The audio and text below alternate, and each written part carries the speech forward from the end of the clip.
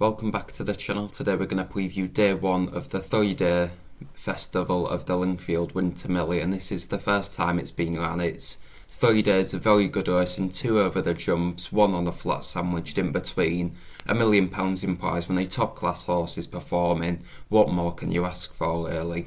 And we'll start off with the 1250, which is a mare's novice hurdle. And Rainy Day Woman is the 7-5 favourite in this for Paul Nicholls and Harry Cobden. Now this horse has won 3 in a row, it's looking for a 4-timer, but it will take some winning this race. There's some tough opponents in there, none more than Nurse Susan, who is 11-4 second favourite. Now this horse is also 2 from 2 over hurdles, and it beat Zabeel Champion last time over hurdles. Now Zabeel Champion was very smart on the flat, and he looks to be a decent hurdler for the future, so I think that was very good form, and he beat him quite comfortably in the end by 2.5 lengths, and if he takes another step forward he could pose a big threat to the favourite Nurse Susan, to Rainy Day Woman, sorry. Next up is also a very interesting horse, Game On for Glory, with Blindy Frost retaining the ride. Now this horse was actually 3 lengths behind Rainy Day Woman last time in a listed contest, but that was on good to soft ground, and I think the heavier ground today would suit Game On for Glory more than Rainy Day Woman, plus the fact that she gets £3 now, and it was only beaten 3 lengths last time, so I think Game On for Glory could just maybe reverse the form with the favourite, and I think the price is maybe a little bit wrong there.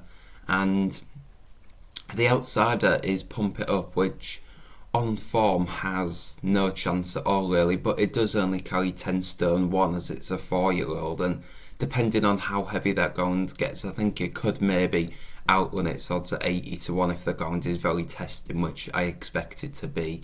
So for that race, I'm not really giving out a selection, but it'll be a very informative race to watch, and I think Game On for Glory is one to maybe keep an eye on as we head into that race.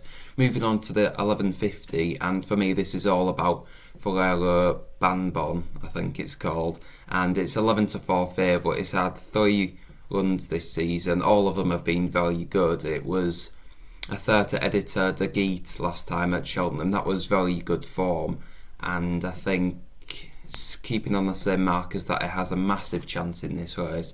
Claire Denayer did open up as favourite for Danskill, and that was impressive at Wetherby last time, but that's been out on the drift and it's carrying a big weight, so I think the Venetia Williams trains horse with Charlie Deutsch taking the ride, I think it could just be a good bet at 11-4.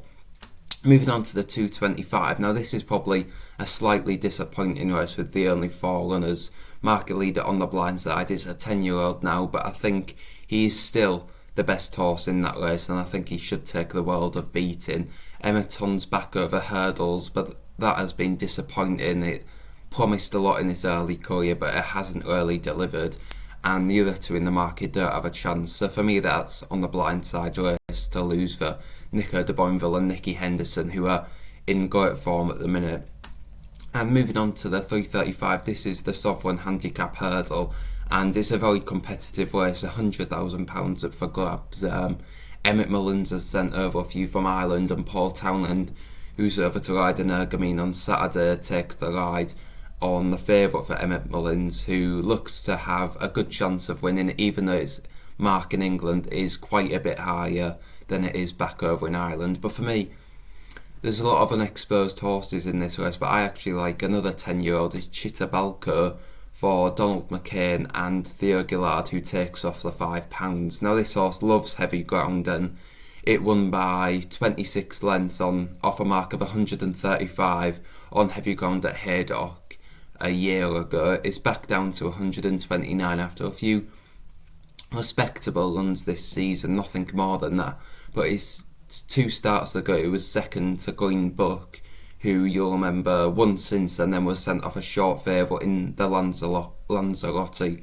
at Kempton before disappointing and falling at the second flight. But I think that was no doubt a very good run, as he was close up behind a very progressive, well handicapped horse, and I think at 25-1 he's sure to suit the conditions and he might just run a big race. So running through my selections again one more time, I'm sticking with the Venetia Williams trained favourite in the 150, and in the 335 I'm going to take my chances on Chitta Bulker in the Sovereign Handicap Hurdle.